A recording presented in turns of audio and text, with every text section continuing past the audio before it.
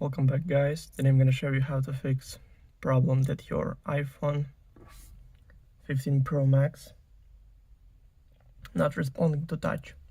So first of all, you need to force restart your iPhone.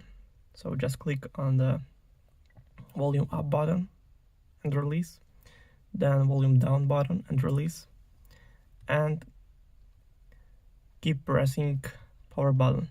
So let's see.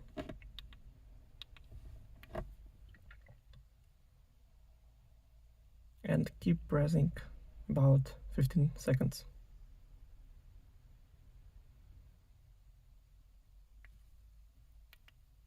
So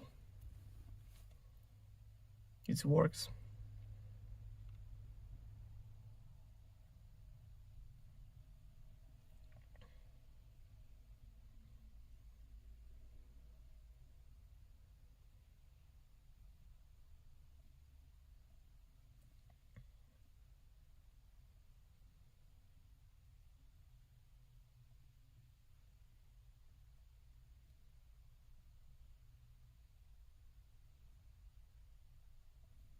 So now it's all done.